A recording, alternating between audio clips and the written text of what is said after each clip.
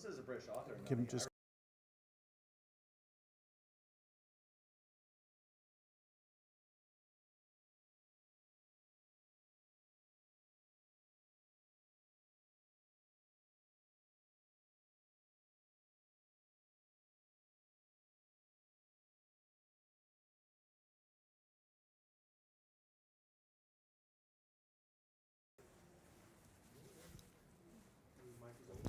Okay.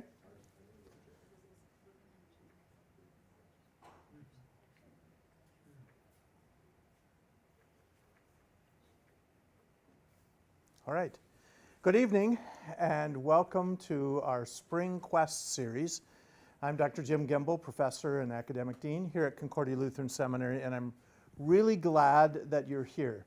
Our mission as a seminary is really quite simple, and yet it's a pretty profound mission in many ways because it's God's mission for us. We, simply put, form servants for Jesus' sake. And just a little pitch, we often focus on those who would go into pastoral ministry through first career route, those who might go into pastoral ministry as a second career route or sort of mid-early career. We try to encourage students to think about that at some point, and we also try to encourage those who would go into the diaconate, and we really strive to do our best to provide pastors and deacons then for Lutheran Church Canada, and we have a partnership with North American Lutheran Church. But if you're familiar with CFW Walther, you know that Walther reminds us that it's not just the professional ministers of the church who are part of the informed group of theologians. Walther encourages the laity to also be well-informed and capable of having conversations about theology. And it's with that in mind that the Quest series was started years ago. Dr. Rafflaub, were you the first one? I taught about the first 3 or 4. The first 3 or 4. So if you go back into the archives, you'll see Dr. Rafflaub doing the first of the Quest series. But it's our goal to help across the church try and inform the laity about things that are important theologically. It is our vision to help our students and the laity of the church as well to think theologically and then be able to act pastorally. We have a wonderful privilege this year of having an interim president, and that president is a world-class C.S. Lewis scholar. He's presented around the world, he's studied around the world. He is just a wealth of knowledge, and you will capture that very quickly. But before I introduce my friend and colleague, let's have a word of prayer. Dear Heavenly Father, we are so thankful for the ways that you are at work in your world, the way that you have used people like C.S. Lewis to present to us the simple message of the gospel in profound ways. We thank you for our capacity to learn and grow, and we ask that you would continue to instill in us that sense of curiosity. We pray that you would enlighten us tonight through the story of the conversion account of C.S. Lewis, and that you would remind us of the amazing, miraculous way that you work to bring people to salvation and then use them to influence the world. Use us, Lord, as your instruments, and bless us this evening through Jesus Christ our Lord. Amen. And now it's my great pleasure to introduce Reverend Dr. Joel Heck.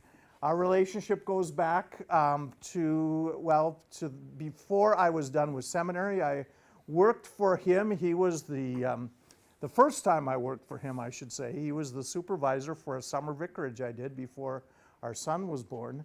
And now he's been back. He's on his second time through our doors in a teaching and leadership role. And we're thrilled to have him for this session tonight. Pardon us while we exchange the microphone so at home especially can hear him. Dr. Heck, we welcome you.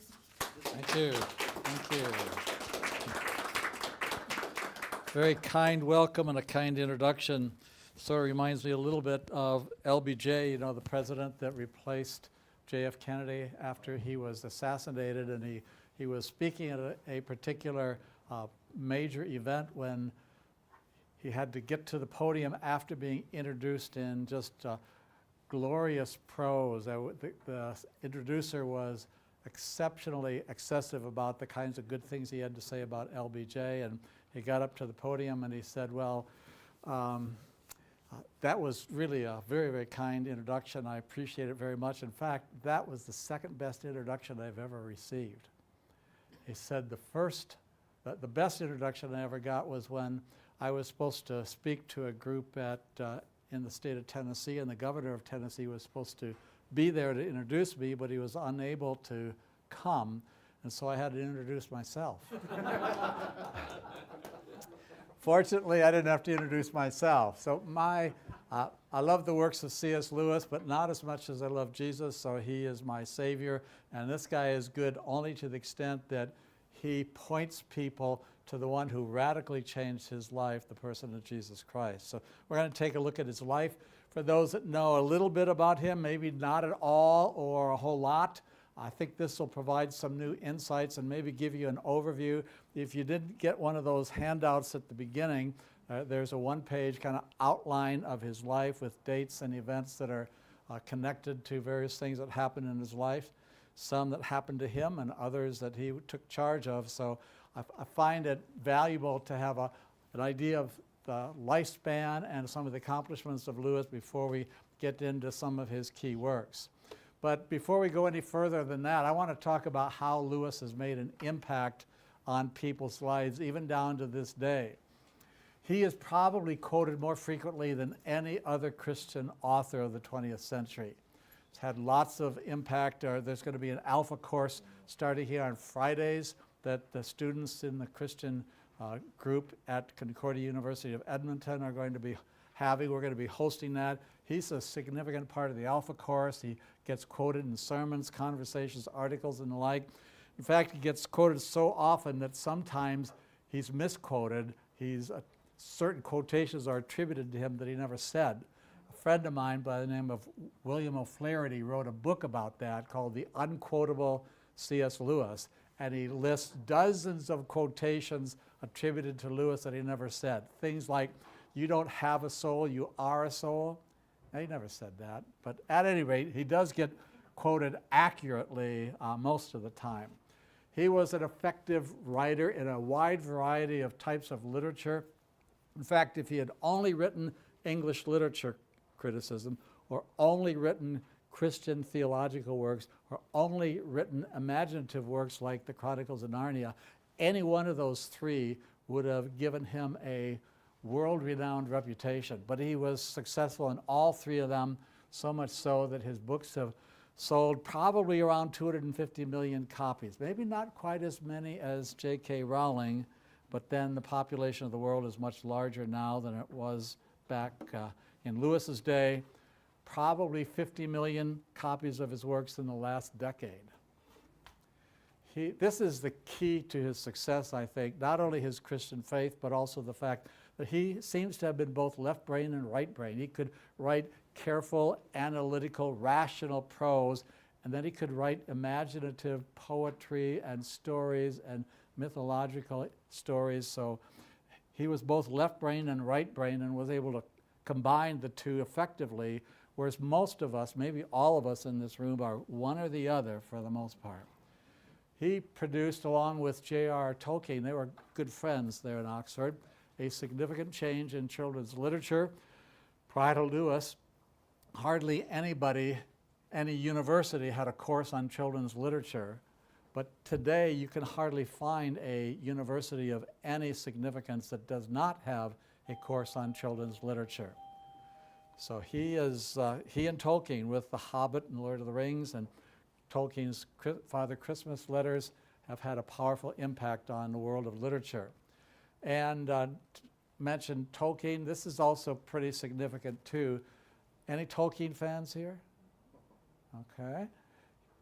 He is the single most important reason why The Lord of the Rings was ever published, because Tolkien once said that if not for the encouragement of C.S. Lewis, he probably never would have published that book. And then the book that was named the best book of the 20th century in the UK in 4 separate polls would not exist. Well, so that's a little bit about the impact Lewis has made. Let's start in his life with his parents. I won't give you any of those lame jokes about how he was born at an early age, and he was very bright, so that's why his parents called him son. I'm just not going to go there. But this is his mother, Flora Hamilton Lewis. Notice that she died at age 46, so it's a tragic death due to cancer that left her two sons distraught as a result of losing their mother, as anyone would be. But she was a pretty sharp cookie herself, a degree in math and logic at Queen's College, clergyman's daughter. The father, Albert James Lewis, I just wrote an article about Albert because he's hardly been looked at by anyone. And so I'll share a little bit of the insights I got from that so you see a little bit of his family life. But he was a lawyer, a Belfast solicitor, and he also graduated from Queen's. His brother, Warren, was about 3.5 years older than Jack. Jack is a name he went by as a nickname from age 4 after the family dog was killed, was hit by some vehicle. It wouldn't have been a car in 1902, but it would have been something like a carriage. And the dog had been named Jack, and so at age 4 he pointed to himself and said, "Me, Jacksy," and he never answered to another name after that. So let's take a look at Albert Lewis. Come on in. This is C.S. Lewis talking about his father that he had a love-hate relationship with for much of his life. So also did his older brother Warren. As time goes on, Lewis writes, the thing that emerges is that whatever else he was a terrific personality, how he filled a room, how hard it was to realize that physically he was not a very big man. Our whole world, the whole Piggy-Boutian world, I got to stop there and explain Piggy-Boutian because I don't think it's part of your active vocabulary any more than it's mine. But one of the maids that used to care for the boys, because this was an English family that had a maid or two to help with daily chores, talked to the boys and said, "You better behave or I'll smack your little piggy bottom." And so they called one another. Warren was the arch piggy bottom because he was older, and then Jack was the small piggy bottom. And so they turned piggy bottom into an adjective. The whole Piggy-Boutian world is either direct or indirect testimony to the same effect. Take away from our conversation all that is imitation or purity of his, and how little is left. He was also an ethical member of the Church of England, actually the Church of Ireland that was connected to the Church of England. This, by the way, is a stained glass window that the two brothers paid for and dedicated to their parents. St. James is one of the characters. I don't recall which one anymore, but I could look it up. But Albert's middle name was James. So this is St. Mark's Church in Dundela, Belfast, Northern Ireland. Jack was saying, I actually think this is Warren now. He preserved throughout his life a high and scrupulous standard of honor. I've heard his managing clerk relate that not once but many times he has seen Albert throw open the door of the inner office and hustle out a would-be client with the words, "In fact, you want to make use of my legal knowledge to help you to commit a swindle. Get out of this." Now, that was in the days where lawyers were sometimes known to be shady, but fortunately we've grown past that and we don't have to worry about that. Why are you laughing? In Surprised by Joy, that's my abbreviation for Lewis's autobiography, SBJ, Jack wrote about his father. He was far too manly and generous to strike a child. He therefore relied wholly on his tongue as the instrument of domestic discipline. And here that fatal bent towards dramatization and rhetoric produced a pathetic yet comic result. When he opened his mouth to reprove us, he no doubt intended a short, well-chosen appeal to our common sense and conscience. But alas, he had been a public speaker long before he became a father. He had for many years been a public prosecutor. Words came to him and intoxicated him as they came. What actually happened was that a small boy who had walked on damp grass in his slippers or left a bathroom in a pickle found himself attacked. Simile piled on simile, rhetorical question on rhetorical question, the flash of an orator's eye, and the thundercloud of an orator's brow, the gestures, the cadences, and the pauses. Poor boys to have to deal with that kind of discipline. Well, that's a little bit about Albert Lewis. This is Warren Lewis in Shanghai in 1929. Warren was part of the RASC, Royal Army Service Corps, which is the supply side of the Royal Army in Great Britain, and he served in various places, spent a year in Sierra Leone, West Africa, a year in Shanghai as the chief officer in charge of the housing, the food, transportation of soldiers who were stationed there in Shanghai. So that's one of the pictures we have of Warren. And Warren and Jack also loved to write stories as children. Warren loved to write about India. He sometimes entertained thoughts of serving in India, never did, but ended up in Sierra Leone instead. Jack liked to write stories about Animal Land, talking animals and the like. Does that sound familiar to anyone who's read Narnia? And the collections of stories were combined into a book called Boxen that has now been published. I don't recommend you purchasing the book. I mean, if you're going to read anything by Lewis, probably the worst of his prose is his children's stories. And about the only thing you learn is that early on he had the idea of being a writer, and having talking animals in his stories was something significant for him. His name, Jack, I told you about already. He also read stories by Beatrix Potter and Edith Nesbit, which have talking animals in them also, so another influence from his childhood. They lived in a house called Little Lee. Anybody here name their house? We don't give our house, our place of living, a name, but that seems to be common in England. So they called that house Little Lee. I'll show you some pictures of this house that they lived in. I also have another interesting feature that they liked to abbreviate their first and middle names into initials. So C.S. Lewis, W.H. Lewis, the older brother, and lots of other Brits are known by that kind of a way of naming. So the mother died in 1908. I mentioned that to you. So in her mid-40s, and crushed the two boys mentally, psychologically, spiritually. This is a picture of Campbell College in Belfast. I got to spend a day in Belfast and visited some Lewis sites, one of which is a college that he attended for a semester that was within walking distance of his home. Went to Malvern College, which is not really a college, but it's a prep school for the university, and studied under Harry Wakeland Smith, who was one of the first teachers that he simply loved, especially the way in which Smith taught poetry. Lewis says in his autobiography that Smith taught him how poetry should be savored and mouthed in solitude. They had a nickname for Smith. His name was Smoogie. Don't ask me how they came up with that name, but he's known as Smoogie in the story. I guess kids tend to give nicknames to their teachers. Do you do that here at the seminary, Martin? Not that you know of. Okay, just checking. This is Little Lee, which I put a quotation from Lewis's autobiography in there. The new house, this is the new house, they moved into that in 1905, is almost a major character in my story. And so he talks about growing up in this rather large house for a family of four.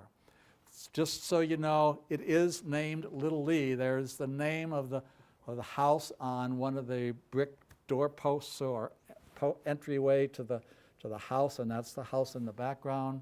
Here's another picture. This is the backside from the road, but it's the main entrance because you drive into the right side of the house, and there's a garage out back.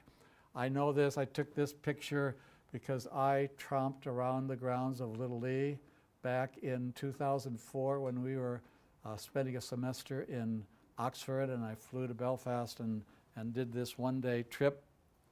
And friends of mine have been back since. It now has an iron wrought fence around the perimeter of the yard, so you can't get into that territory very easily, maybe not even at all. So I think I may be one of the reasons why that fence is up today. Who knows? Here's a picture of the family from from 1905. Yeah, the note says 1905. And I'm wondering if anybody can pick out any of the characters, father or mother, dog. Yeah, that's Nero is the dog. Okay, there's only one that qualifies there. Jack and Warren and a couple of maids. Anybody want to guess who any of those people are? Which is who is who?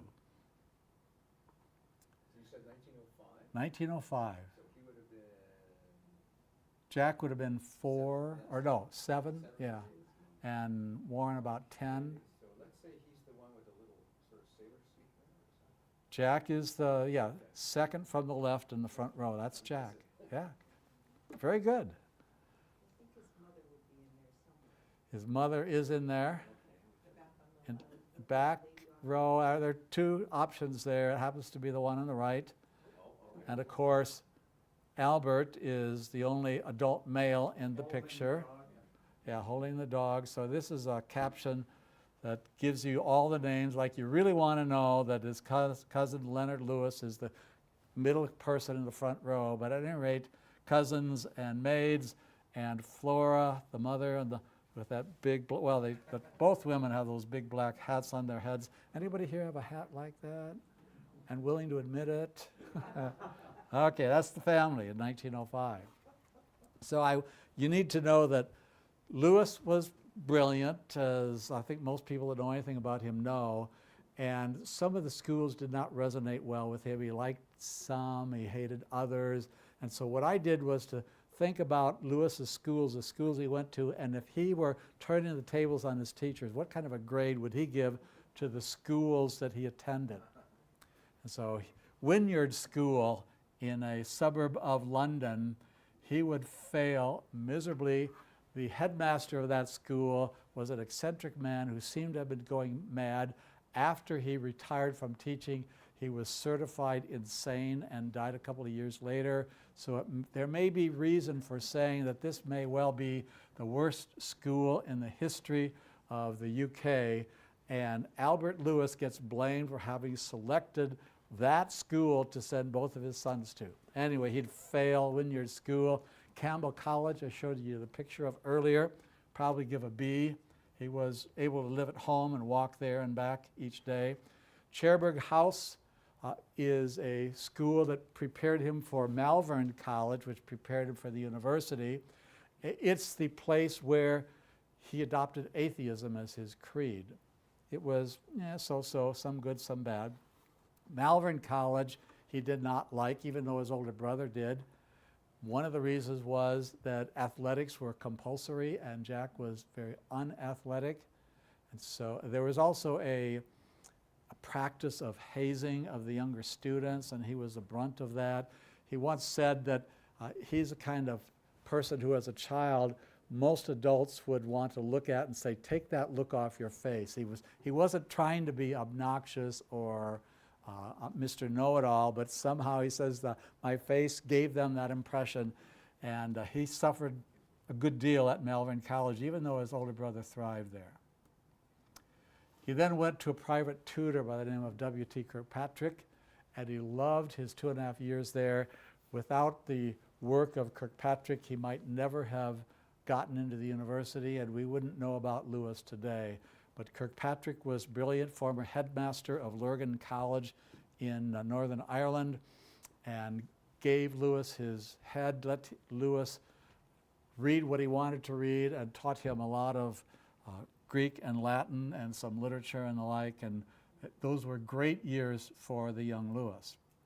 And then he went to Oxford University, mostly good. He appreciated the education he got, and would probably give Oxford University an A- or so on.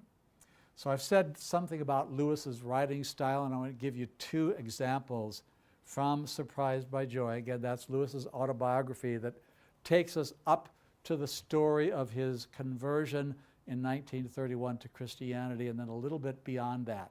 He never wrote a sequel to it, so we don't get his perspective on what things were like from 1931 to his death in 1963. Remember I said Little Lee was almost a character in his story. And so this is what he says about, a little bit about Little Lee. He says, I am a product of long corridors, empty sunlit rooms, upstairs indoor silences, attics explored in solitude, distant noises of gurgling cisterns and pipes, and the noise of wind under the tiles, also of endless books. So a good way, a powerful way of crafting his prose. And then after his mother died in 1908, this is how Lewis described it in sort of a combination between prose and poetry, left brain and right brain. This is what Lewis wrote, again in Surprised by Joy. With my mother's death, all settled happiness, all that was tranquil and reliable disappeared from my life. There was to be much fun, many pleasures, many stabs of joy, but no more of the old security. It was sea and islands now. The great continent had sunk like Atlantis. Quite a writer. Well, told you about his years spent with Kirkpatrick, his private tutor, nicknamed the Great Knock. Only one picture known in all of existence. I think Warren took that picture. That's Kirkpatrick and his wife, a former Presbyterian atheist. And Jack studies under him. But Jack was already an atheist when he came to Kirkpatrick. Kirkpatrick just gave him some additional information for his adopted atheism. So these are the dates that he was there. He called his time with Kirkpatrick red beef and strong beer. Again, a picturesque way of describing. I like studying with Kirkpatrick. That's how I'd put it in my mundane prose. But he says, for me, it was red beef and strong beer, and that's a much more powerful way of saying it. So Kirkpatrick gets the A+. He's being prepared for Oxford University, and he does get into Oxford. He also described Kirkpatrick, this rationalist, this atheist. If ever a man came near to being a purely logical entity, that man was Kirk. So he would tear down Lewis's statements, analyze them, criticize them, ask him to define his terms, and just to read the chapter about Kirkpatrick in Surprised by Joy is a delight in itself. Should do it sometime. A man who thought not about you, but about what you said. In addition to Kirkpatrick, powerful influence on him, a man who probably influenced him in a literary sense more than any other person was George MacDonald, a man whose initial book, and then he read a lot of other of MacDonald's works, Lewis says, baptized his imagination and started him on the road back to Christianity. But that's the story I'll tell in some detail in the second hour tonight. George MacDonald, he says of MacDonald, I have never concealed the fact that I regarded him as my master. Indeed, I fancy I've never written a book in which I did not quote from him. High praise.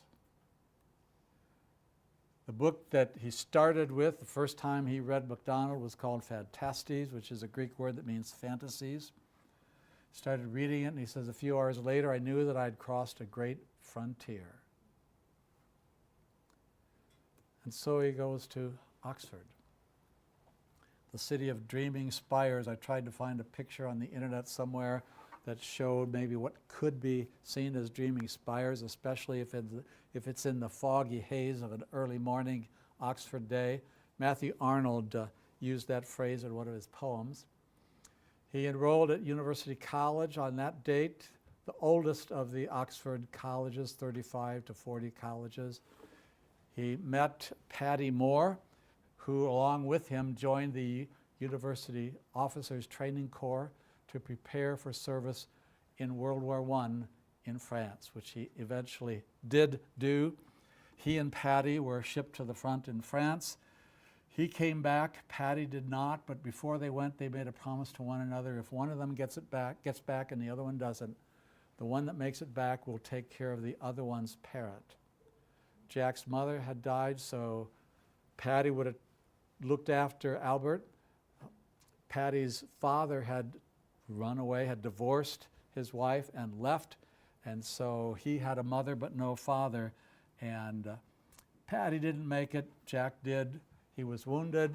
He was there. He fought in the war, but only for a few months because he got to the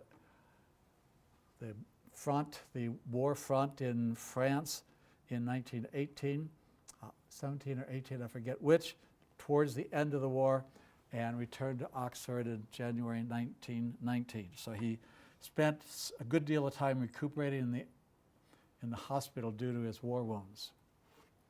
He was excused, as a university student, he was excused from responsions, which are entrance examinations into the university, that they had to take all these entrance exams, Bible content, Greek and Latin, and other courses of study.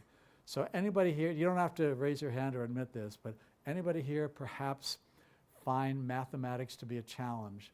You'll be able to identify with Lewis because brilliant man, but mathematics other than elementary math, he could not do.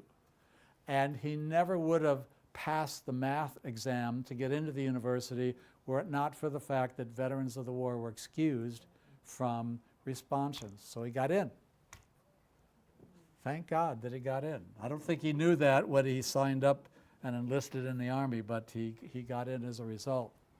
His first book is a collection of poems published in 1919 under the title Spears and Bondage. So you see he's a first-year university student, and he's got a book of poems, rather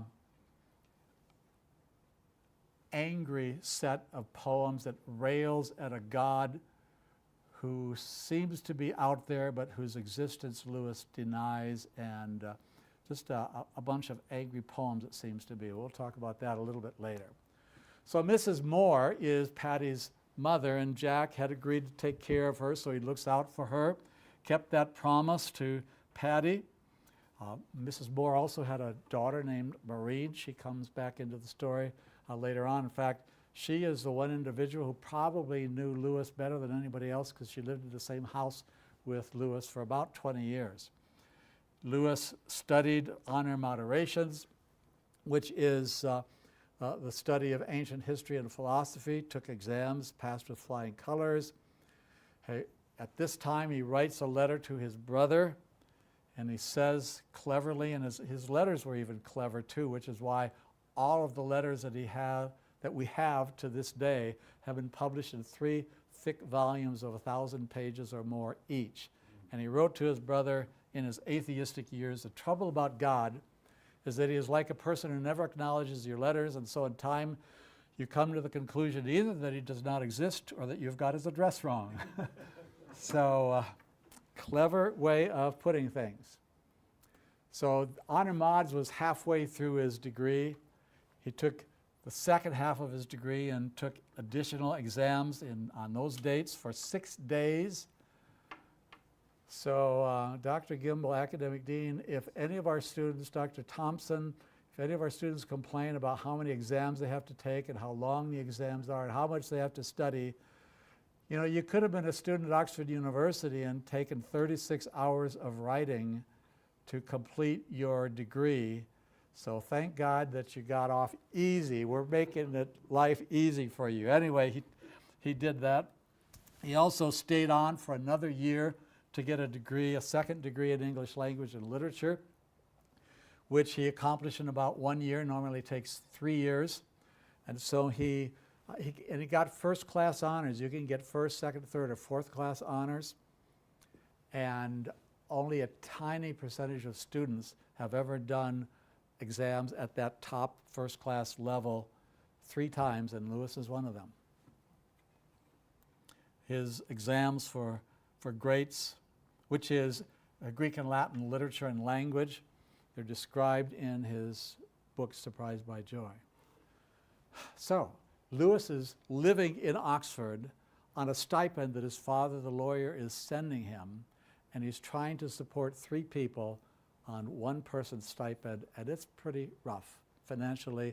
So they're living in poverty from about 1919 when he comes back to Oxford and tries to take care of Mrs. Moore and Maureen until 1924, when Lewis has finished both degrees, is offered a position teaching philosophy for 1 year, when his tutor in philosophy gets a 1-year assignment to the University of Michigan and wants Jack to replace him. And so the poverty is over. He gets a fairly generous stipend for teaching. And then he's continually applying for university posts because he's got the skills, he's got the mind to be a university professor, but not much else.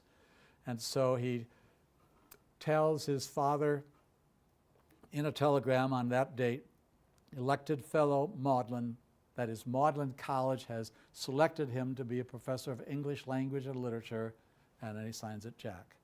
Now, to give you another glimpse at this somewhat sentimental and eloquent lawyer, this is what Albert wrote in his diary on that day.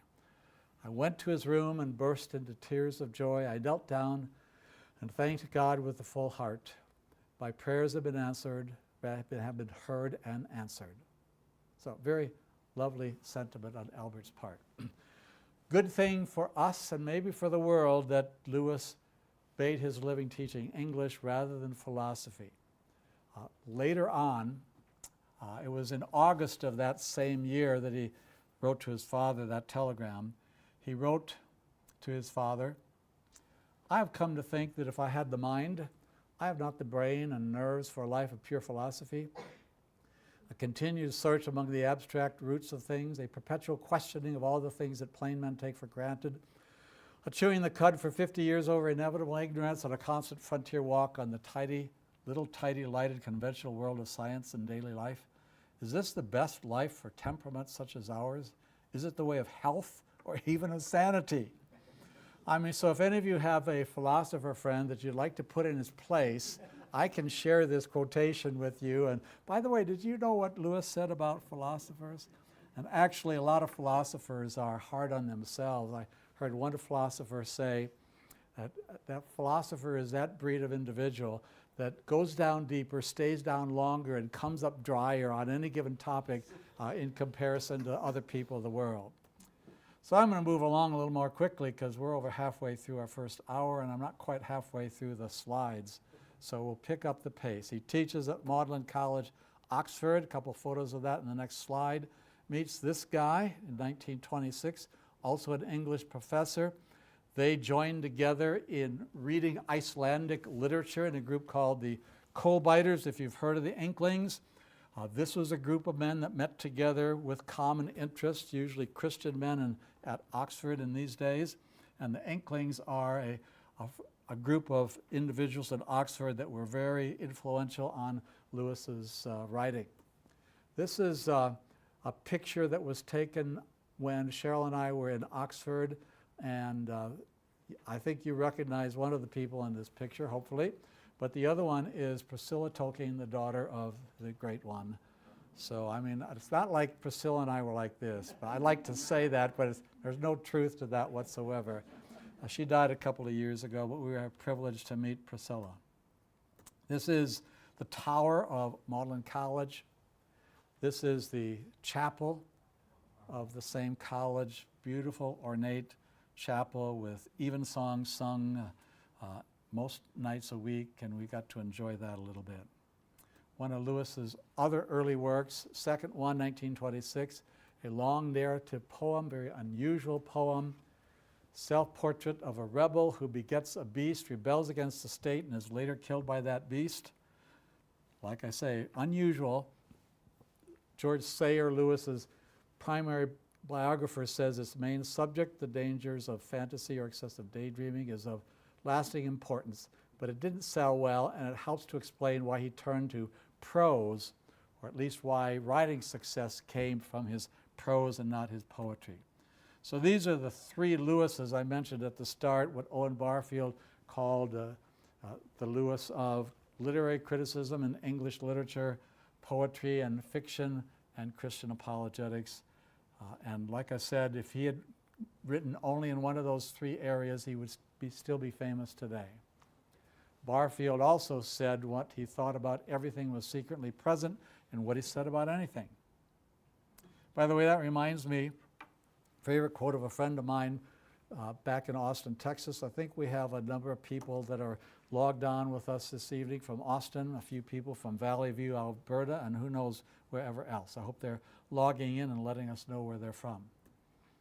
first Christian book, The Pilgrim's Regress, which is autobiographical, and it was written in just 2 weeks by Lewis and talks about the stages in his conversion.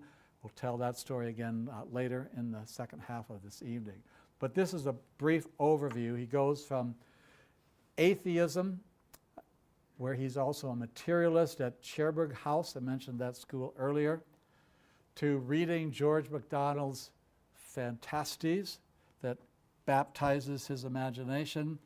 He becomes a materialist. He's an atheist already, becomes a materialist, adopting the philosophy of realism in the early 1920s. Then he shifts gears to idealism, which is another philosophical system that kind of opens the door a crack to the possibility of there being a God, or at least a mind behind the universe.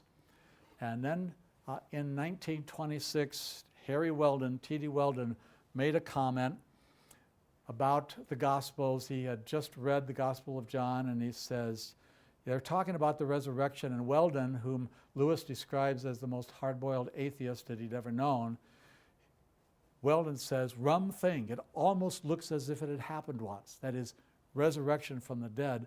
And Lewis is shocked that this so-called atheist would say that the case for the resurrection of Jesus seems surprisingly strong. And so Lewis is thinking, my goodness, if this guy's not safe, nobody is, and I better take another look. And to his credit, he goes to the Gospels and starts reading the Gospels with a bit more of an open mind. In 1930, he becomes a believer in God and says in his autobiography, I gave in and admitted that God was God and knelt and prayed, perhaps that night the most dejected and reluctant convert in all England. A year and a quarter later, he became a Christian on September 22, 1931, while riding in a motorcycle on the way, this is Warren's motorcycle, on the way to the zoo. Warren called all of his motorcycles a dawdle, like a plaything. And this is the very year, this is a 1931 AJS combination. It's not this cycle that Warren owned, but it would have looked almost exactly like that. So it's got a sidecar. You know, the Brits drive on the wrong side of the road, or they think we do. I don't know which it is. But this is the sidecar that Jack would have been in. And he says, when we started out, I did not believe that Jesus was the Son of God. And when we arrived, I did. I personally think it was Warren's driving that caused him to get right with God while he still had a chance, but we'll talk about that more later. So they move into a house. They purchase a house. Mrs. Moore, Jack, and Warren pool all their money together, and they buy this house, the Kilns. They call it the Kilns. Got to have a name for the house, so there it is. Wow. Oh, wait, that's Hogwarts. Okay. So one more down arrow there. Okay, this is the Kilns. This really is the Kilns. A photo by yours truly. Purchase date. Jack and Warren are there. Mrs. Moore and Maureen. Fred Paxford. Anybody ever read?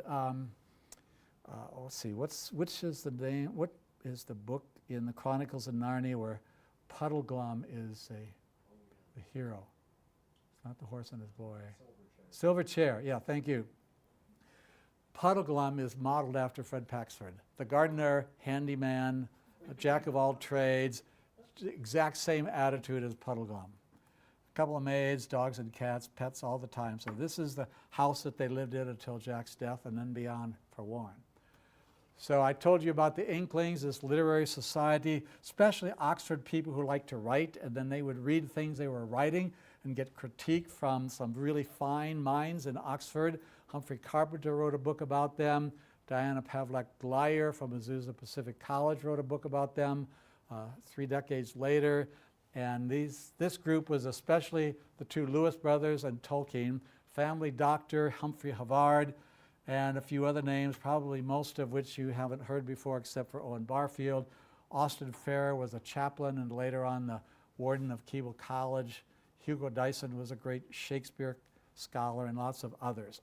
Very, very influential group on Lewis's life, so much so that the first 4 Chronicles of Narnia are dedicated to children of various members of the Inklings. Lion, the Witch, and Wardrobe, dedicated to Lucy Barfield.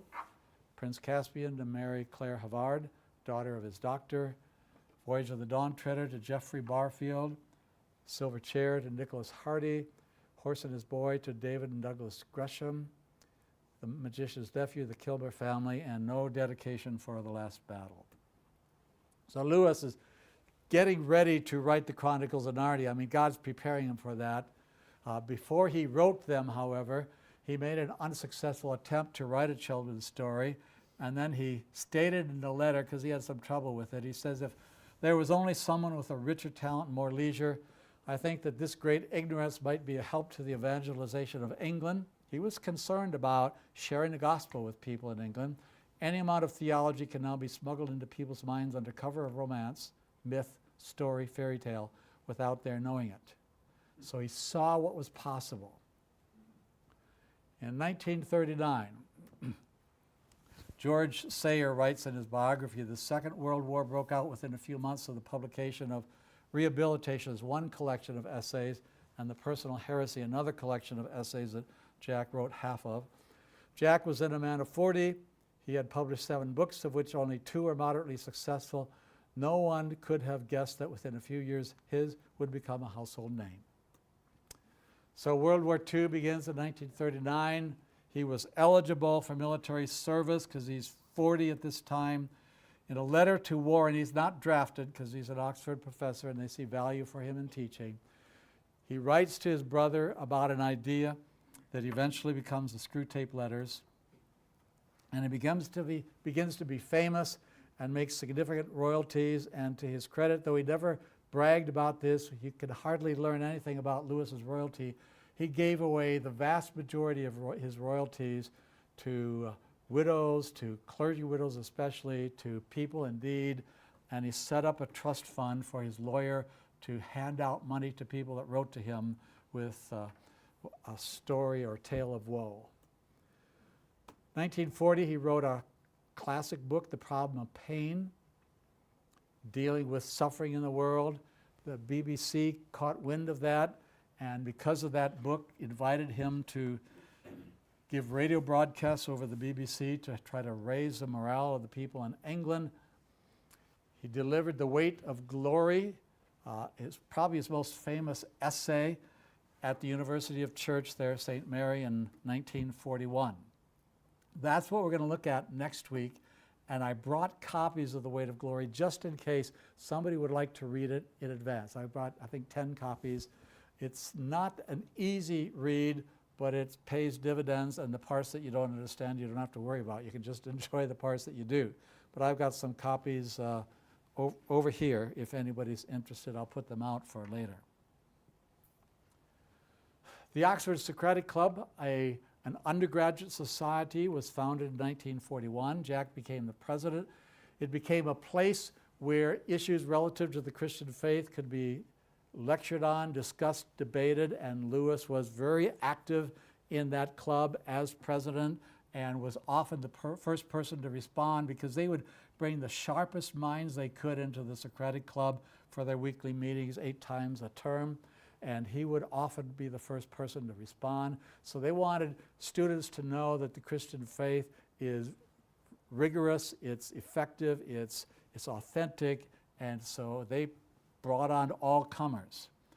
In 1948, however, 6 years after it began, he had a debate with a Catholic philosopher named Elizabeth Anscombe, who critiqued some of the things he had written in a book about miracles and challenged him on this subject, the self-contradiction of the naturalist. And some say she won the debate. In some ways she did. Others say Lewis's argument is still valid. And years later, that issue was debated in 1960 with Elizabeth Anscombe again, but this time a professional philosopher by the name of John Lucas took Lewis's position and successfully defended it. It's been written about a great deal. There's Anscombe on the left and Lewis on the right. And so now Lewis is writing during World War II 6 major works still in use today: A Preface to Paradise Lost, Screwtape Letters, that Max McLean has performed on stage, Abolition of Man, the second and third books in his Ransom trilogy for adult fiction, Perelandra and That Hideous Strength, and then The Great Divorce that I've seen performed on stage by Tony Lawton. He also wrote the draft of another book because he's giving broadcasts over the BBC during these years, numerous articles and papers and thousands of letters, and think 6 years of literary output leaves me breathless to think what he published. But he became famous, like George Sayers said, and he has the distinction of being one of the few Christian people ever to appear on the cover of Time magazine. This is 1947, and it was the screw tape letters that led to him being featured on the cover. I said letters, been published, 3 volumes of letters, some 3,800, 3,900 letters of Lewis now in print and in wide loose. And now we come to Narnia, published in the 7 consecutive years between 1950 and 1956. Children love them. J.R. Tolkien didn't. In fact, this is what Tolkien said, or not, this is what is said about Tolkien's reaction, because Aslan, the fauns, the White Witch, Father Christmas, the nymphs, and Mr. and Mrs. Beaver had quite distinct mythological or imaginative origins. Tolkien thought that it was a terrible mistake to put them together in Narnia, a single imaginative country. And in some ways, the criticism is correct. On the other hand, 125 million copies sold. Yeah, maybe he was a little bit hard on Lewis, because if you've read The Lord of the Rings, he creates this totally consistent Middle Earth that makes sense with everything that's going on within that world. And he was a perfectionist for creating this imaginary world, and he just didn't like what he thought of as a hodgepodge of characters coming together in Narnia. So this is the upside of Narnia. That's the downside. The upside is Aslan, considered by some to be Lewis's supreme literary achievement. He talks about how he started to write the first book in the series. In a 4-paragraph essay, it all began with a picture. It just says in the book, well, I had this idea. At first, I had very little idea how the story would go, but he had an idea of a fawn carrying parcels in a snowy wood, and one day he decided to make a story out of it. At first, I had very little idea how the story would go, then suddenly Aslan came bounding into it. So if your kids or grandkids have read the Chronicles of Narnia and wish there were more, just a postscript or an advertising at lulu.com. If you're interested in another story written in the tradition of the Chronicles of Narnia, my daughter and I co-authored this book called The Lion That Roared, and the implication is that the lion is Aslan, but I won't spend any more time on it. So let's go on to, okay, Mrs. Moore's health deteriorates. Jack, his health deteriorates. Warren is an alcoholic by this time.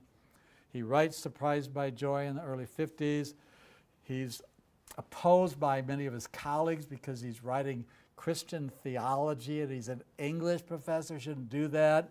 There was one time where there was a professor being elected and somebody overheard one professor say to another, let's go and cast our votes against Jack Lewis. Well, Mrs. Moore died in 1951, which in a way freed him up. This is the tombstone of Janie King Moore in the churchyard of Holy Trinity, Jack's home church in Headington Quarry. That opened the door to meeting Joy Davidman, whose story is told in the book And God Came In by Lyle Dorset, later on reissued under the title A Love Observed. Her letters have been put together by Don King under the title Out of My Bone. Very influential woman. This is another picture of her.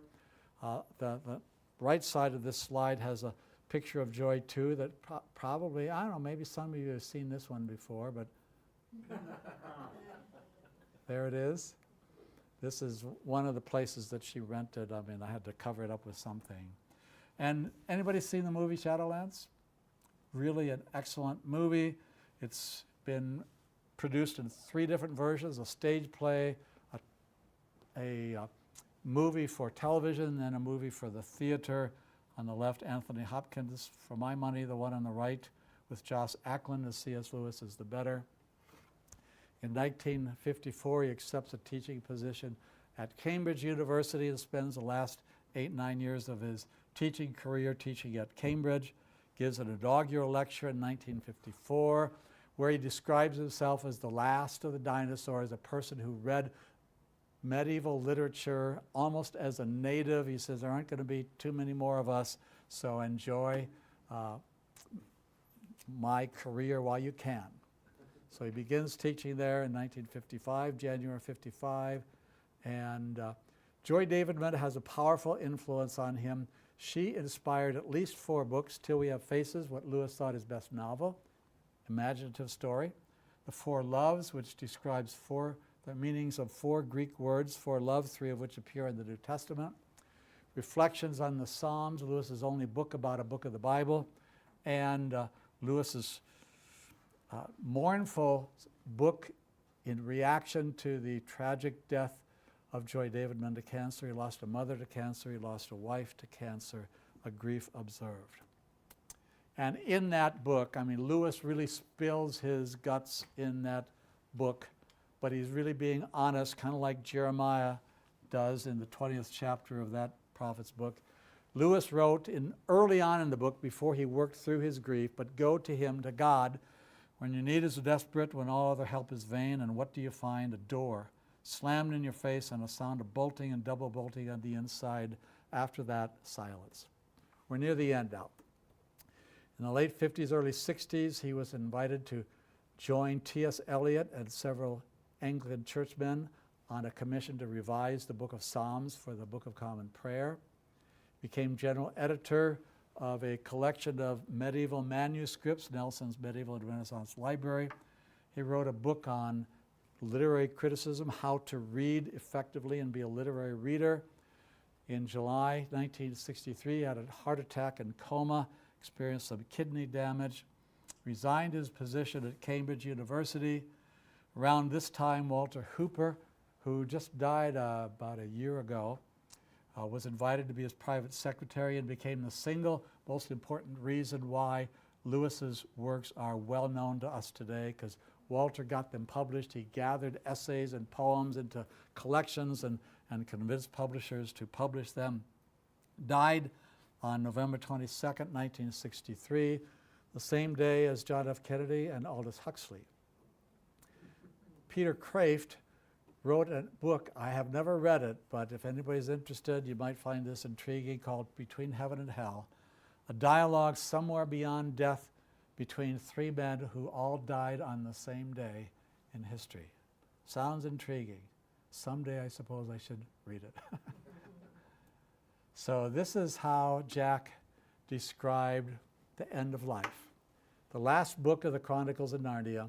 Then Aslan turned, the lion, the talking lion of Narnia, turned to 2 of the children, 2 of the Pevensey children, and said, "You are, as you used to call it in the Shadowlands, dead. The term is over, the holidays have begun, the dream has ended, this is the morning." And then Lewis turns to the reader. And for us, this is the end of all the stories, and we can most truly say that they all lived happily ever after. But for them, it was only the beginning of the real story. All their life in this world and all their adventures in Narnia had only been the cover and the title page. Now at last they were beginning chapter 1 of the great story which no one on earth has read, which goes on forever, in which every chapter is better than the one before. Powerful description of death and the life beyond. So this is how Warren describes his brother's death in his own diary. Friday, 22 November began no differently from any other day for some weeks past. I looked in on Jack soon after 6, got a cheerful "I'm all right," and then went about my domestic tasks. He got up at 8 and as usual breakfasted in the kitchen in his dressing gown, after which he took a preliminary survey of his crossword puzzle. By the time he was dressed, I had his mail ready for him, and he sat down in his workroom where he had been finding great difficulty in keeping awake. And finding him asleep in his chair after lunch, I suggested that he would be more comfortable in bed. He agreed and went there. At 4 o'clock, I took him in his tea and had a few words with him, finding him thick in his speech, very drowsy but calm and cheerful. It was the last time we ever spoke to each other. At 5:30, I heard a crash in his bedroom, and running in, found him lying unconscious at the foot of the bed. He ceased to breathe some 3 or 4 minutes after. The following Friday would have been his 64th birthday, actually 65th. Tombstone in the churchyard of Holy Trinity, where both brothers are buried. Walter Hooper next to some guy private secretary, I said literary executor, author of quite a number of books, and editor of many of Lewis's books. I have 19 books with Walter Hooper's name on them, either as author or editor in my library. He got an honorary doctorate from Concordia University, Texas, some years ago, and Cheryl and I were privileged to enjoy his company on a sabbatical in Oxford in 2004. In 2013, so I got 3 more slides left after this one, he was memorialized at Westminster Abbey at Poets' Corner, and this stone was placed in his honor. The quotation around the outside states, one of his most famous quotations, "I believe in Christianity as I believe that the sun has risen, not only because I see it, but because by it I see everything else." Think about that for a moment. On the 50th anniversary of his death, November 22, 2013, Michael Ward, who's pulling that blue cloth away from the stone, unveiled that stone. The Dean of Westminster Abbey is the clergyman in the middle, and a few other people there. Walter Hooper is just to the left of the Dean. And by the way, this is going to be a large part of week 3. This book, No Ordinary People, is the last book I wrote since I was here 7 years ago.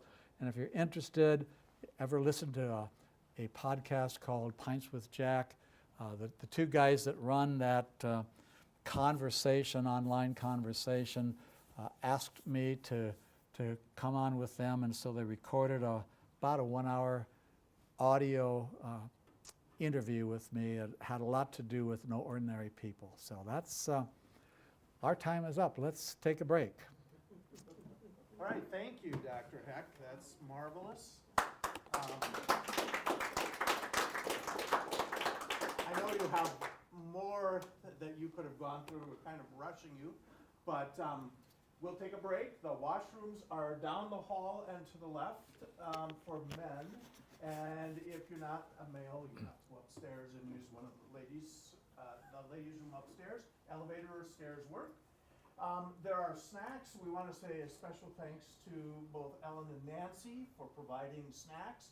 If you're not here, you'll have to go to your own refrigerator cupboard and find for yourself, fend for yourself. Just a note though, we are not going to start at 8 o'clock with the next session. So if you're waiting online, we're probably going to take 10 minutes before we get rolling. I think it's been preset for 8 o'clock, but you've adjusted it maybe? Okay, so let the countdown count down, and we'll be joining you live again probably about 8:12, 8:15. Okay, let's take a break. Enjoy.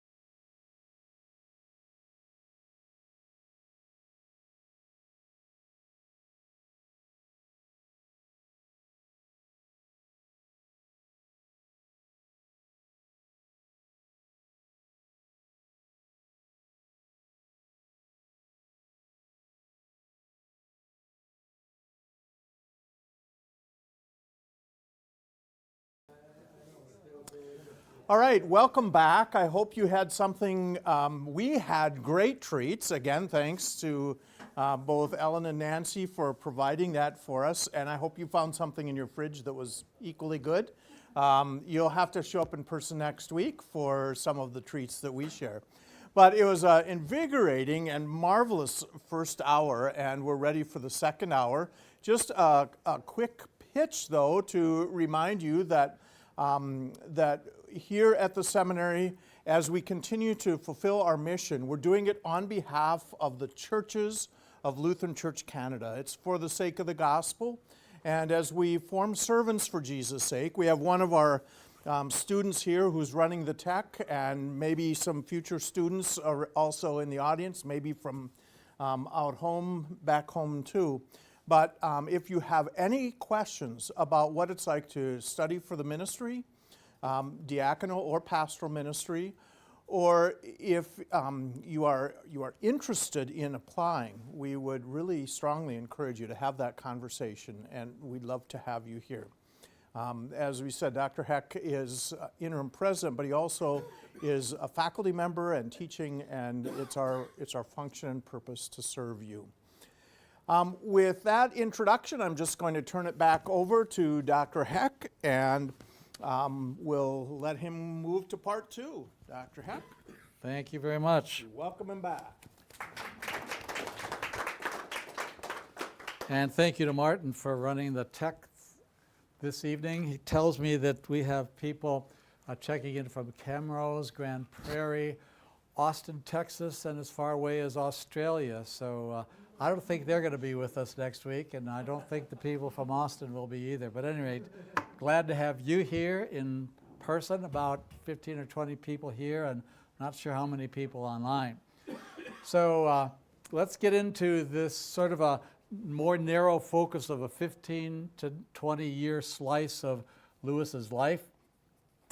And let's get right into it. This presentation is shorter than the previous one, but just a quick overview. Lewis was born in 1898, died in 1963, so just 1 week shy of his 65th birthday, became an atheist in 1912 or 1913, so he was rather young age when he adopted atheism, even like people today that adopt atheism more often because it's a trendy thing and it's an easy position. You don't have to think about a God that you might be accountable to, but there are a lot of atheists out there who aren't so sure about their position. So we need to open our lives, our hearts and minds to conversation with these people, because they're not all the Richard Dawkins kind of attack dog. Became a Christian in 1931, and so we're focusing especially on 15 years between 1916 and 1931. It took 15 years for him to get there. It was a long journey. It was unique, like everyone's conversion story is. It was very intellectual, and I think we can learn some things about Lewis in the process. So the title of the first slide is really the title of the book that CPH released in January of the last time I was here teaching as an Old Testament professor. I think I can identify with parts of it, and I hope you'll be able to identify with it too. In fact, as a result of doing this research and writing this book, I learned that atheists get a lot of things right, and we ought not to dismiss everything they think. And Lewis thought the same thing too, so why the creator of Narnia thought so. So among the things they get right are the fact that there are atheists in foxholes. You know the old saying, there are no atheists in foxhole because their life is on the line. That's not true. Lewis was an atheist, and even though foxholes weren't invented until later, he was an atheist in the World War I equivalent of a foxhole, which would have been a trench. Many atheists experience a sense of relief when they adopt realism, thinking, I'm no longer accountable to this boogeyman in the sky, or however they think of him. They do feel that, at least initially, they feel that sense of relief. Many Christians are hypocritical, depending upon your definition of hypocrisy, and we won't go there, but we can be vulnerable. We can let people know, yeah, we don't live as consistent a Christian life as we'd like to portray. I fall down all the time, and it's good for us as preachers and teachers to be vulnerable enough to say, I'm broken, I'm inadequate, I'm a person in need of grace as much as anybody else is. Much suffering makes little sense. This is one of the major reasons why people adopt atheism, except that when you adopt atheism, you never have the hope that that suffering will be explained or addressed. And you leave this life, live it in a hopeless existence, and you leave it with no hope for eternity. But we Christians believe that eternity will balance the scales, and Paul tells the Romans that I reckon that the sufferings of this present time are not worth comparing with the glory that shall be revealed to us. So that's Romans 8:18, if you're interested in knowing where that's from.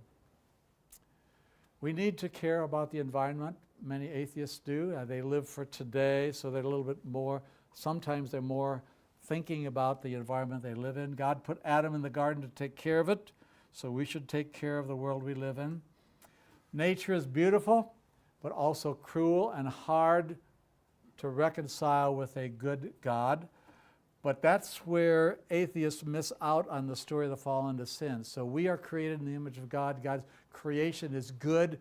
He saw that he had all that he had made, and behold, it was very good. But it is a fallen world, and those two truths explain an awful lot of the experiences that we have in life. And the atheist thinks only about Genesis 2 and doesn't want to admit to the reality of Genesis 3.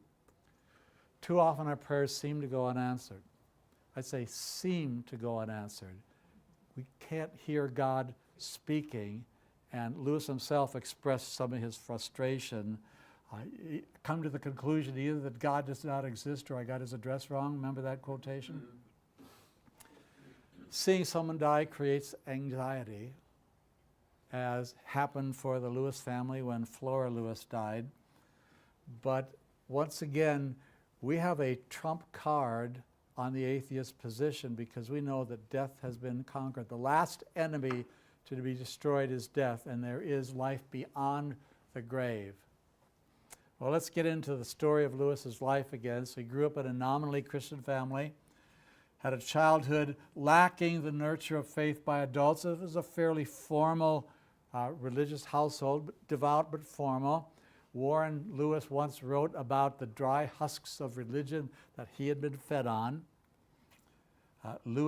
Jack Lewis himself said, my real life, or what memory reports as my real life, was increasingly one of solitude. So he was kind of isolated, especially when his brother went across the Irish Sea to go to school at Wynyard School. He was more alone, and he lived among adults, and he didn't have many friends his own age. His early teen years, he experienced genuine Christianity but lacked mature spiritual guidance, as reflected in this quotation. And you have a handout. Now, I don't know if you picked up the handout when it came in. There are two handouts there. One has these quotations. So it'll say quotation 1, just in case you wanted to have that quotation and know where it came from. So you can look at, I'll be using each of those quotations throughout this PowerPoint. And then the other handout, well, you can pick it up if you want. I think I made 10 copies of the essay, The Weight of Glory. That'll be our single topic for next week, the sermon/essay that Lewis delivered at the University Church in June of 1941. Very, very powerful piece of writing. And more about that next week. But Lewis says in this essay, whose title is on the top of the screen, I thought I saw how stories of this kind, like The Lie, the Witch, and the Wardrobe, could steal past a certain inhibition which had paralyzed much of my own religion in childhood. Why did one find it so hard to feel as one was told one ought to feel about God or about the sufferings of Christ? I thought the chief reason was that one was told one ought to. The whole subject was associated with lowered voices, almost as if it were something medical. But supposing that by casting all these things into an imaginary world, stripping them of their stained glass and Sunday school associations, one could make them for the first time appear in their real potency, could one not thus steal past those watchful dragons? I thought one could. So Lewis determined to use myth or story or fairy tale to convey theological truth. And I would have to say he was pretty successful at it. So as one of the results, desiring to prevent a similar religious paralysis in children, the following slide is one of the results of that previous quotation to recast biblical truth, and this is one of the results. Some of you know this, but Revelation 5:5 calls Jesus the Lion of the tribe of Judah. Jesus is a descendant of David, who is from the tribe of Judah, one of the 12 sons of Jacob, and that's no surprise that genealogy goes back to Judah and Jacob, and that Jesus called the Lion of the tribe of Judah, and Lewis creates this talking lion, Aslan, who was the Christ figure of Narnia. Very powerful combination. For a lot of reasons, excellent. So Lewis adopted atheism. He became an atheist in 1912 or 13. He later stated why in a letter about 1946. The early loss of my mother, tragic. He was 9 years old when his mother died. Great unhappiness at school. Remember the school that I gave an F to because the headmaster was certified insane 2 years after he resigned his position. The shadow of the last war, World War I, and presently the experience of it had given me, so this is writing in 1946, so he's probably thinking about World War I when he says this, but also World War II, had given me a very pessimistic view of existence. My atheism was based on it. So he gives us these reasons: loss of his mother, father, he doesn't say this one there, but her death devastated his father just as much as the two boys, bad experiences in early schooling, an impending World War I when he became an atheist, and an atheist in a foxhole, and a world with creatures who seem to enjoy inflicting pain on one another. I mean, do you ever listen to the news and wonder,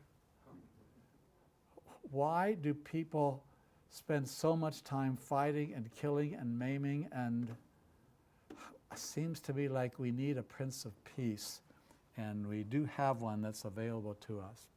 Back to this book that Lewis wrote in 1961, inspired by Joy David, but mostly because of her death, of course.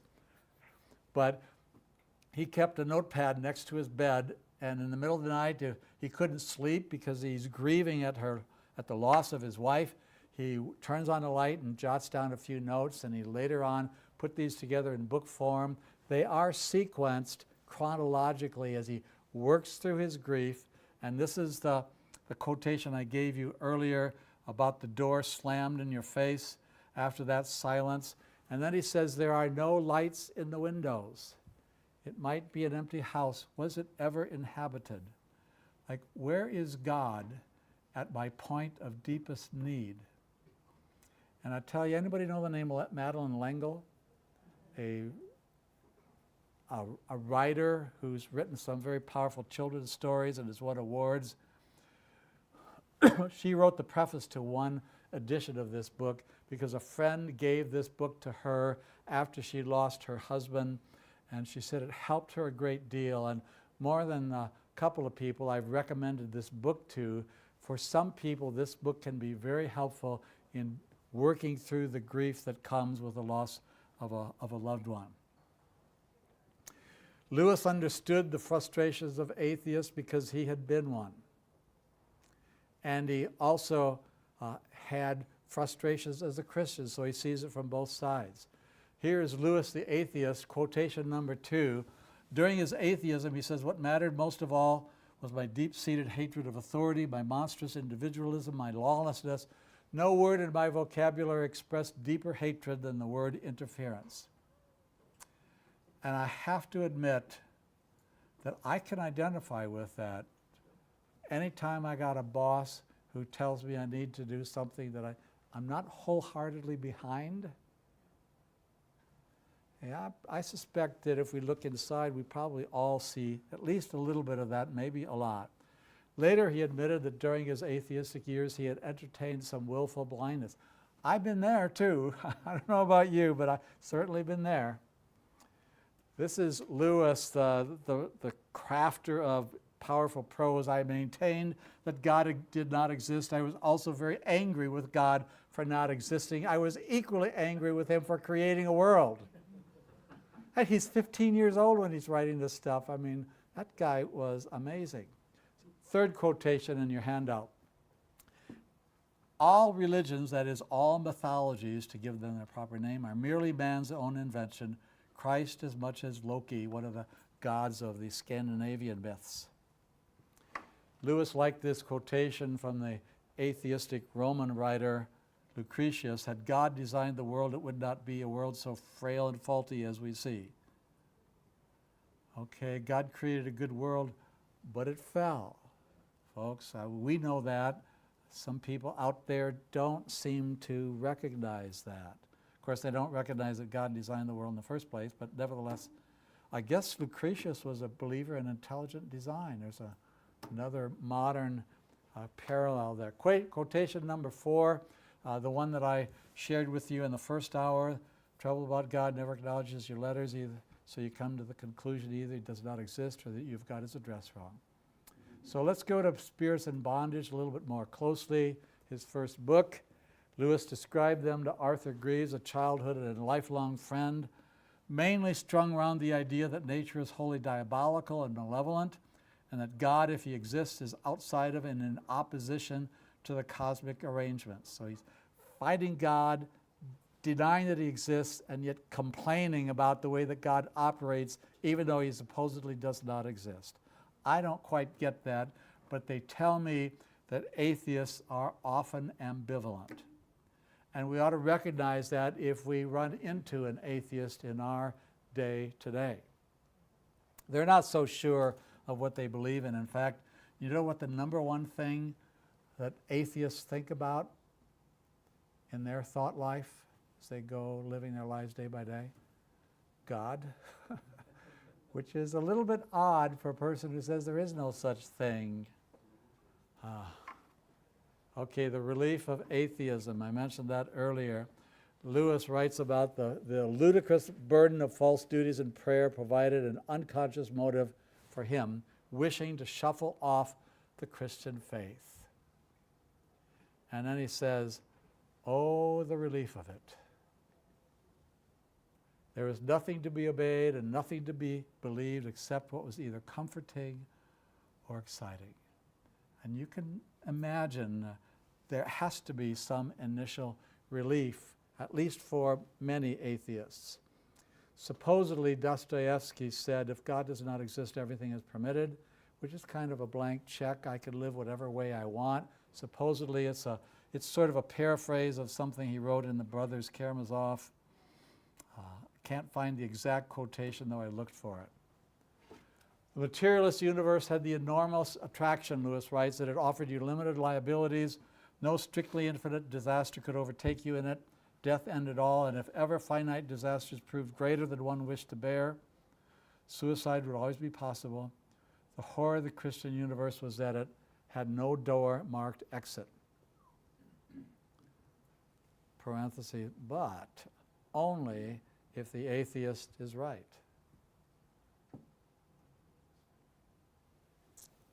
Did you know that Lewis wrote about the good atheist? Having been one, I think he would know. The good atheist denies the existence of God, but is open to hearing an explanation of suffering. So I think there are bad atheists, violent atheists, angry atheists, but there are good atheists who have it, like our neighbors across the street in Austin, Texas, where we used to live. We're Canadians now, by the way. Open to hearing an explanation. In addition, as a Christian, Lewis admitted that there were times when he doubted the truths of the Christian faith he had just defended, just as there had been times when, as an atheist, he had similar doubts about his atheism. So he had been a good atheist. Here's the quote. Now that I'm a Christian, I do have moods in which the whole thing looks very improbable. But when I was an atheist, I had moods in which Christianity looked terribly probable. So there's a little bit of waffling or wavering. And if you've never wavered in some of your thinking, then maybe you won't understand it, this quotation, but I think we all do. So let's focus on this, where Lewis talks about his journey to the Christian faith in terms of a chess game. So the first major move that we run into is the loss of his first bishop. Then, a little later, the loss of his second bishop. Then we have check, and one chapter in Surprised by Joy is called Checkmate. Fascinating chapter to read. Some parts of that book aren't a whole lot of fun to read. Kind of had to plow through them as he complains about the schools he had to attend until he got to Kirkpatrick, where he loved it. Long before God's first chess move, remember he read Edith Nesbit and Beatrix Potter. There's Edith. He loved the music of Richard Wagner. W.B. Bates's otherworldly poetry that he discovered in 1914. The captivating novels of William Morris. I've read a couple of them, especially The Well at the World's End, kind of a provocative title, created a sense of longing in Lewis that he called joy. Joy not in happiness or smiley face kind of joy, but joy was his technical term for longing or desire for something that's not quite within his reach. He also read the romance of the King Arthur stories, and he thought about the beauty of nature and its cruelty. Says, how can it be so beautiful and also so cruel, wasteful, and futile? And so in 1916, while studying with Kirkpatrick, he purchased and read George MacDonald's Fairy Story. Said that earlier, that baptized his imagination. He read the poet William Wordsworth, one of the Romantic poets. He ran into G.K. Chesterton, a great Roman Catholic writer, for the first time in 1918 while he was in a hospital recuperating from war wounds. He read French philosopher André Bergson, who convinced him that life has purpose built into it. Even if you look at some part of human anatomy, like the circulatory system or the nervous system, there is reason and purpose in the way that God created those parts of the human body. And other authors mentioned earlier. So he's reading these people, and they are impacting him. One of the chapters in Lewis's famous book, Mere Christianity, is called We Have Cause to Be Uneasy. Already an atheist, when he returned from the war to the university, resolved to be a consistent materialist who believed in atoms and evolution and military service. However, many of his friends believed in the supernatural, people like Neville Coghill. Many of the authors, as a student of English literature, were Christian, and he admits that the atheist authors seemed rather thin, and the Christian authors seemed to be rather thick and full of substance. Two good friends, Owen Barfield and A.C. Harwood, adopted anthroposophy in 1923. Don't ask me to explain that, but it's a little bit like Christian Science, but it's a belief in a supernatural world above all. And that bothered him because these two friends are no longer atheists, and he was counting on their support. You're abandoning me. So he loses his first bishop, and this is a literary guy if you ever met one. He read Euripides' Hippolytus.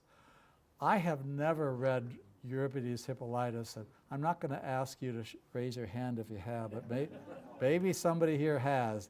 But somehow God closed in on him as he read the Hippolytus. We know the date. I've done the research. And he retreats from his materialism in 1924. He's already kind of shaky because he's reading these Christian authors and he's got these Christian friends. And he opens the door crack to this idea of longing or desire or joy. And so he feels like he's beginning to lose the chess game. So this is the date that Euripides wrote Hippolytus. It's a myth about the king of Athens and his son Hippolytus. And these are the words that Lewis read. And you probably have to have the background Lewis did to understand why these words would cause him to open the door crack. But these are the words, "O God, bring me to the end of the seas, to the Hesperides, sisters of evening. Let me escape to the rim of the world where the tremendous firmament meets the earth and Atlas holds the universe in his palms." Kind of lofty poetry. So I can sort of get that, but that's, he says, lost him his first bishop. The second one happened fairly soon after that. He read a philosopher's book, Space, Time, and Deity. The date is March 8, 1924, same year. And this is a book that distinguished between enjoyment and contemplation. So let me get into that a little bit, because it's heady philosophy that I could not possibly understand. Experiencing something versus thinking about it, like the difference between driving a car and reading a book about driving a car. Driving a car is experiencing it, it's enjoying it. Reading a book about driving a car is thinking about it, is contemplating it. You enjoy driving a car, but you contemplate the car. Or the difference between being in love and studying the emotion of love. He'd previously thought he just wanted to enjoy the joy, the desire. It gave him a kind of a thrill in his chest. More the emotional experience that he wanted. But as he contemplated the desire, he now saw that this desire, this joy, he wasn't just needing to experience it for the sake of the emotion, but he realized that that feeling inside of him, that longing, was pointing somewhere. So these things that he experienced pointed to somewhere, something, someone, pointers, channels, means. He saw nature eventually as a channel through which joy comes rather than the thing itself. I mean, if you've ever sat down and looked at the beauty of a colorful flower, or the majesty of a majestic oak, or looked at the stars at a clear night sky and thought to yourself, that's pretty amazing, as is the one who made them. So nature became a channel, and he experienced joy as he thought about those things, not knowing it was pointing him in a certain direction. Beauty was a means to something else. He wasn't sure what. Where does beauty come from? Great music, great poetry, great art were also means to an end. He's still not sure what the end is. Mythical story, the King Arthur stories, intriguing stories, fascinating stories, King Arthur and the Knights of the Round Table and Guinevere and Lancelot and all that sort of stuff. Fun stuff to read. He also talks about moral action and knowing, learning has a certain pleasure that's beyond what the facts are. Human love and travel are also in this same category. So about the pointers, Lewis writes in The Weight of Glory, anticipating next week, it was not in them, it only came through them. And what came through them was longing. But what is the longing a longing for?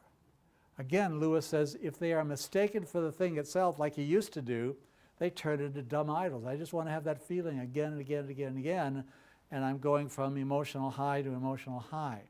And he says in a way that only Lewis can write it, for they are not the thing itself. They are only the scent of a flower we have not found, the echo of a tune we have not heard, news from a country we have never yet visited. Wow.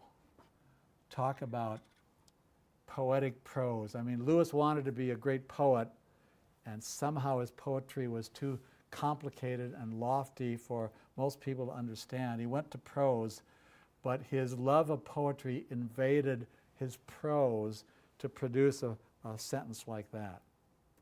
Amazes me every time I read it. He also described these experiences of longing as spilled religion and certain aspects of culture as schoolmasters and roads into Jerusalem, where we get to know the holy city and the one who made it. So he began to ask, what does joy point to? He was no longer searching for a subjective state of mind, for something outside of himself. Postscript here, just in case you're nodding off to sleep and wondering, okay, when is he going to get to something a little more interesting? So when we were on sabbatical in Oxford, I got a chance to fly to Belfast for a day and take pictures. And this is in Belfast, not far from the Lewis home, in front of the Hollywood Road Library, and it was erected in 1998 on the 100th anniversary of Lewis's birth. So you recognize there's a bronze wardrobe and somebody trying to get inside of it. I'm trying to too, but I can't open it wide enough to squeeze through the cracks. But at any rate, that's in commemoration of probably Belfast's most famous son. So between the second and the third year, I told you in the last hour, he taught philosophy for his tutor, forced to teach idealism, which stated that there was a mind behind the universe. This is idealism. The mind was called the absolute because we don't want to call it God. That would be too theological. The next year, he got a teaching position in English at Magdalen College.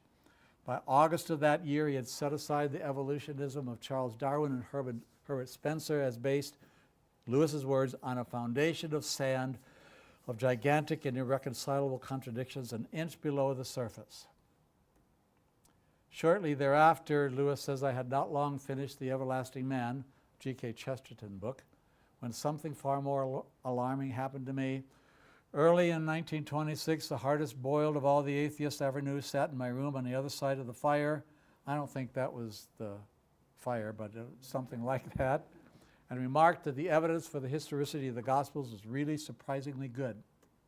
They used to get together. They were both fellows at Magdalen College. Weldon, the philosophy guy, Lewis, the English guy, who did tutor some philosophy students, and they'd gather together for chat and for some whiskey late in the evening. And so here's quotation number 5 from Weldon, 1926. Rum thing, all that stuff of phrases about the dying God. Rum thing, it almost looks as if resurrection, had really happened once. Lewis then wrote, to understand the shattering impact of it, you would need to know the man who has certainly never since showed any interest in Christianity. If he, the cynic of cynics, the toughest of the toughs, were not, as I would have put it, safe, where could I turn? Was there then no escape? I think he's feeling the walls closing in on him and the hound of heaven is chasing. So God moves in. Lewis, I said earlier, re-examined the New Testament Gospels, especially his favorite, the Gospel of John. He's dialoguing with Owen Barfield, who was a brilliant philosophical mind about the nature of truth and the role of the imagination, whether imagination can do a person any good whatsoever. Lewis early on thought no. And then Dad died of cancer again. I mean, he's lost a mother, a father. Eventually he'll lose a wife to cancer. He and Warren had not treated well. And you could imagine some guilt feelings now that Dad is gone. And I think back to how I treated him, and he had the chance to go with a friend of his, also a professor at Magdalen College, to visit that guy's dad, and he saw how lovingly that colleague of his treated his father, and he's thinking, oh boy, am I a real heel? And I think the death of his father was a real turning point in Lewis's spiritual thinking. So remorse over how he treated his father. He admits in Surprised by Joy, when he honestly looked at his own heart, he found a zoo of lusts, especially his pride. Later he would write that spiritual sins are far worse than the sins of the flesh, and that a prostitute might be far closer to heaven than a self-righteous prig who regularly attends a church. What? He's picking on me now. But this is Lewis, who had dived into both worlds, and I think he knows what he's talking about, having been there. Later on, he says, I was going up Headington Hill on the top of a bus, one of those double-decker buses they have in the UK. He came to the realization he was holding something at bay. He was faced with the choice to unbuckle the armor to keep it on. He chose to unbuckle. He says it was a completely free choice. And then he felt a melting at the imaginative level when he perhaps especially then realized that Barfield was right, that the imagination, a children's story, a fairy tale, can convey profound truth and speak to our hearts and minds in ways far deeper than an intellectual argument. I compare it, maybe this isn't a good analogy, I compare it to the decision to apologize or to stand my ground when I know I'm wrong. It's hard to apologize, but one becomes a better person by apologizing instead of trying to save face and say, well, no, I was right partly, or at least a little bit. Probably happened January 1930. Sidebar, Alan Griffiths. His former student and what he called his chief companion on the road to faith. Because of long-standing great war with Owen Barfield, he wrote a defense of his idealist position, the mind behind the universe kind of thing. He lent that to Griffiths, and that convinced Griffiths to become an idealist. So he also thinks that there is a mind behind the universe. Griffiths was also an atheist who's taking the same steps Lewis is taking at this time. So they're kind of sharing ideas with one another, recommending things to read and the like. Third move, check. Lewis connects the idea of joy with the absolute. Doesn't want to call him God yet. This is probably the date. He writes to Owen Barfield at this time, terrible things are happening to me. The spirit, or the real I, is showing an alarming tendency to become much more personal and is taking the offensive and behaving just like God. You'd better come on Monday at the latest, or I may have entered a monastery. Whoa, okay. So he's moving. God doesn't have to move. I mean, you know the old saying, if you don't feel close to God, guess who moved? So Lewis is moving toward God in some way. So the analogy shifts in Lewis's writing from a chess game to a fox hunt. He says the fox had been dislodged from Hegelian wood and was now running in the open, being chased. In other words, Lewis is the fox. He could no longer hide in the woods the confusion of Hegel's idealism that believes in a mind, but not God, but universal values like truth and goodness and beauty and love. Those are objectively valid and everybody has them. This happened shortly after the unbuckling, and maybe the unbuckling made it possible for him to realize that he's using his philosophy. Remember that quotation about why Lewis didn't go into philosophy? Is this the way that minds like ours ought to go? Is it the way of even sanity? One more analogy.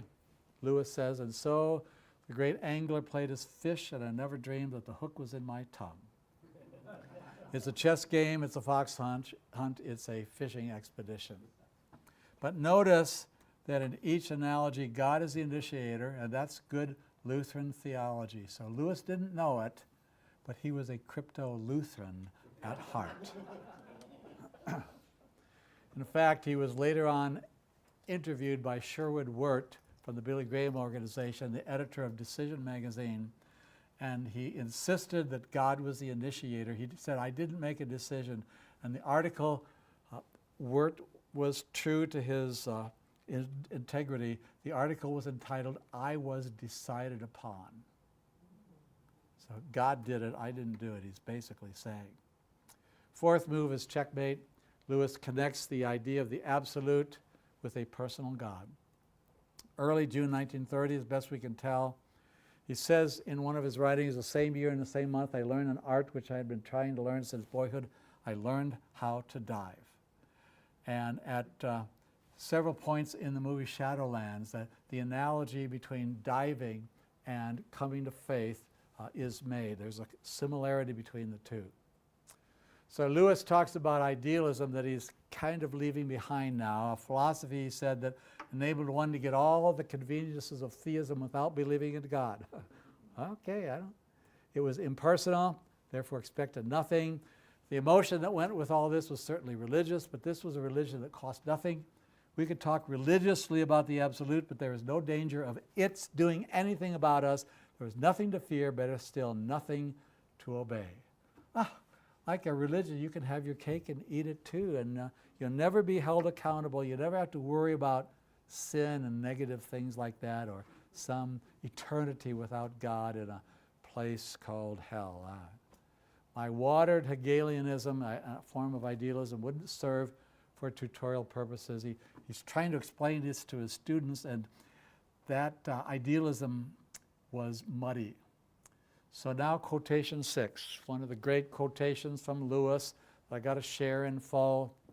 The chapters checkmate and he becomes a believer in God. You must picture me alone in that room and modeling night after night, feeling whenever my mind lifted even for a second from my work the steady, unrelenting approach of him whom I so earnestly desired not to meet. That which I greatly feared had at last come upon me. In Trinity term of 1929, he says, but we now know it was 1930. He's writing this in the early 50s, and he's dredging up in his memory from 25 years earlier. He got the time of year right and the event right, but he was off by 1 year. I'll cut him some slack. He was brilliant, but not perfect. I gave in and admitted that God was God and knelt and prayed, perhaps that night, the most dejected and reluctant convert in all England. I did not then see what is now the most shining and obvious thing, the divine humility which will accept a convert even on such terms. The prodigal son at least walked home on his own feet. I didn't. I was dragged into the kingdom. But who can duly adore that love which will open the high gates to a prodigal is brought in kicking, struggling, resentful, and darting his eyes in every direction for a chance of escape? This is Lewis describing him, his own conversion. I didn't want to believe in God. I was dragged into the kingdom by the Holy Spirit, undoubtedly, trying to escape, and therefore showing Freud's theory that we believe in God because we had imperfect fathers, and we desperately wished for there to be a perfect God, a perfect father, so we imagined God the Father, and that's why we believe in God, is because our fathers weren't perfect. Sorry, Sean, your dad isn't, he's really, really good, but not perfect, and none of us have ever had the perfect father, and Lewis certainly didn't. So he's showing that rather than desiring there to be a great father in the sky, he was hoping for the opposite of that. So Lewis had become a theist, believer in God, somewhat reluctantly. So a little bit later, he and Tolkien and Hugo Dyson are having a conversation in Addison's Walk, which is property owned by Magdalen College, adjoining property to the buildings, September 19, 1931, and Tolkien and Dyson are describing myth with the power of the imagination as a real, though unfocused gleam of divine truth falling on human imagination.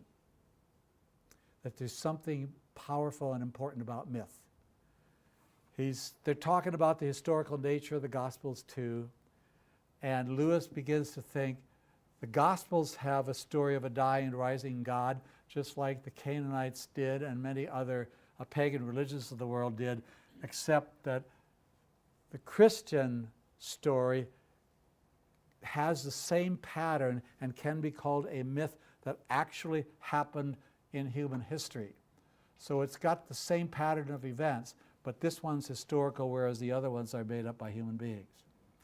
And that this story is not what Lewis once called myth, lies breathed through silver.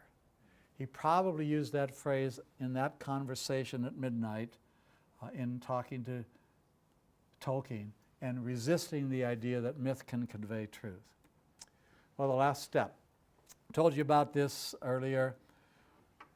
There's the exact date. He and his brother are going to the Whipsnade Zoo, about an hour's ride from Oxford. Rides in the sidecar. He says, when we set out, I did not believe that Jesus Christ is the Son of God, and when we did, and when we reached the zoo, I did. It was more like when a man after long sleep, still lying motionless in God, becomes aware that he is now awake. It happened to him rather than he grabbed it by the horns. I call this motorcycle, very kind of motorcycle. I was lucky to find this on the internet. By the way, this is also an AJS combination. In a motorcycle museum I was privileged to see and to tour in October when I was at British Columbia and speaking at the Church Workers Conference there. We got a chance. This is a 1939 AJS combination, as the description there says, but it's the same brand of motorcycle. And yes, I was really there just to prove it. I had my picture taken. So we wrap things up here. I've got, 4 slides left, this being one of them. So summarizing and then taking some lessons from Lewis's 15-year travel spiritual journey to Christianity. His reasons for atheism were genuine. Some willful blindness, but he was a good atheist. He expressed uncertainty about his atheism, especially later during the atheistic period of his life. His road to Christianity was long and complicated, unique. The books he read and the friends he made influenced him a great deal. One of the best things you can do to reach an atheist is become a really good friend of that person and let them see how you live and how you live consistently and what makes you tick and why you believe in God. And you begin to break down their barriers when love is expressed in your relationship to someone. You are a genuine friend who will love them as God loves us, even if they never come to faith. It's called friendship evangelism. He realized he had been working hard to keep God out, so he unbuckled. After his father's death, he saw his own need for God when he recognized his own disrespectful behavior. He unbuckled, adopting a humble attitude open to considering truth. Ever known somebody who seems to have all the answers? Yeah, and if anybody could have adopted that position, somebody as brilliant as Lewis could have, but he backed off from that. He realized he had used idealism as a way of avoiding a personal God. God reached out to him, not the other way around. And God's at work in the life of probably every unbeliever. Some of them are resisting more successfully than others, but he's going to reach a lot of them too. So he was a genuinely convinced atheist in his early life, even a good atheist. He was an intellectually honest scholar willing to face and consider contrary evidence. Not all unbelievers are, but that's why we've got to love them until they wonder why we hold what we do hold to be true. His atheism and intellectual honesty are two reasons for his effectiveness as a writer, leading to these millions of copies of books sold. He could write effectively about the atheism he had once believed. His experience gives us insight into understanding atheists and appreciating many of them. And it gives us a message that we can actually share with them. Many Christians are former atheists, and God still speaks to atheists today because they're constantly thinking about God, remember? Number one topic that comes to mind. And friendship is the key to our witness to non-believers of any stripe, not just atheists, but agnostics, formerly churched, unchurched, people of various of the world religions and the like. So if you want to see some more information about Lewis, I've got a website devoted to Lewis. It's not about me, it's about Lewis. I got lots of PowerPoints there. The teaching I did on the Chronicles of Narnia 7 years ago, those PowerPoints are up there. This is the book that Jim Fritchie brought a copy of. He actually bought a copy 7 years ago, but I don't have any copies of any books for sale. I can plug this book and the children's book that my daughter and I wrote, and I'll plug one more book later on. But that's the end of the story, and just about on time. I could probably field a couple of questions if you're interested, but this is the essay all gone. Okay, this is the handout, and all the copies of The Weight of Glory, I guess, are gone. I picked up. I can email it to somebody if you want to email me. You can do that. Probably the easiest email is joelheck2@gmail.com. The seminary email address is a little bit more difficult, jheck@concordiasem.ab.ca, and you got that just like that, right? That's a little more complicated. joelheck with the number 2@gmail. Email me and say, can I have a copy of that essay, because I think I'm interested in reading it, and I'll email you a digital copy of it, if you're interested. So, yes, Nancy. I have a burning question. I was Okay. out in the other room, so I'm not sure if I just missed it or what. But what is Mr. Lewis's first and second name? I never told you that. So arousing a little bit of curiosity. C stands for Clive, and S stands for Staples. So I ask you, if your name was Clive Staples, Wouldn't you want to go by an abbreviation too? Yes. Anything else? Okay, well, we are at the end of our time. Next week, The Weight of Glory, just one essay. It's about 7 pages, single space. We're only going to do that essay, and I think you'll enjoy it. And even if you haven't read the essay, you'll be able to follow along. I've got an outline of the essay and talk and quote him in a few places. But if you've read it, plowed through it, maybe struggled through it, I think you'll see some echoes of what we talked about this evening. But that's for next week. So we'll welcome you back at that time. And thank you all for joining us online. Those of you who are friends of Margaret and Johnny, hello there in Austin, Texas. And thank you for being with us. And all of you here in the room, thank you for coming. And we'll see you in a week. Ta-da.